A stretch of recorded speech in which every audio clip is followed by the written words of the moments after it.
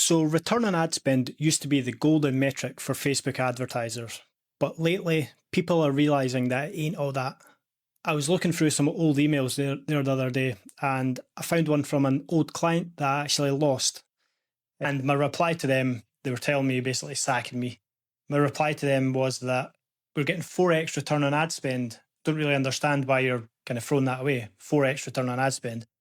This was a while ago before all the privacy laws and all that came in. So the data was really solid. The data coming in was pretty correct.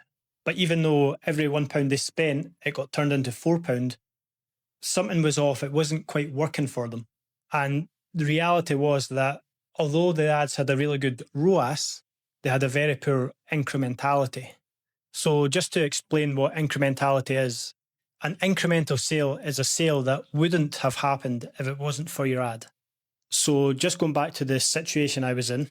So going to Facebook, how they calculate ROAS is usually you have a conversion window, which is usually a 1-day view or a 7-day click. So if anyone views your ad over 1 day or clicks it over a 7-day period, it goes on to purchase, then Facebook will take credit for that sale and add it into the data into your ads manager, which would be correct if Facebook was the only way you were generating any traffic to your website. But it soon runs into problems if you're generating other traffic. So one kind of notorious example is if you're running a Facebook ad campaign and an email marketing campaign. So you might be running an email marketing campaign to your previous purchasers. Now, what can happen is one of your previous purchasers are just doom scrolling Facebook or Instagram and up scrolls your ad. They don't even pay attention to it, just scrolls past. They now become a 1-day viewer. So if they purchase within 1 day, Facebook's going to take credit for that conversion.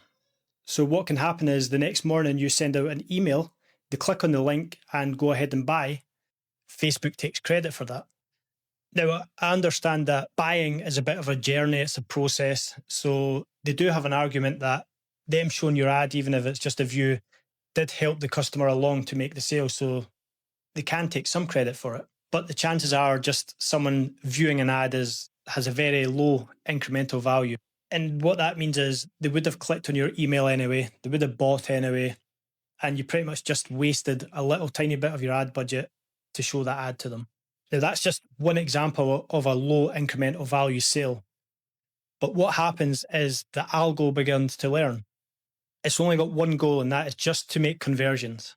And it soon learns that if it shows ads to your previous customers, it's highly likely to turn into conversions. So it keeps on doing that. And what can happen is your ads manager begins to learn how to take credit for sales and not really how to drive sales. It just doesn't care about incrementality. It just cares about conversions. You're asking for conversions and it's just trying to give you that. So just going back to my client who was getting 4x return on ad spend, I just couldn't work out why they would throw away something that was quadrupling their money. But looking back, it was likely an incrementality problem. Now, it was a product with a high rate of repeat customers. So looking back, the ROAS was just a vanity metric, really. The campaigns were just taking credit and weren't actually growing the core customer base. They were just getting sales from previous customers.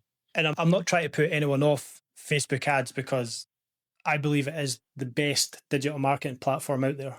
And there's ways to stop this happening and even ways to tell the algo to actually go for incremental sales, chase them, not just conversions. Go for the new customers, the sales that wouldn't have happened if it wasn't for these ads. But the hands-on stuff's for another day.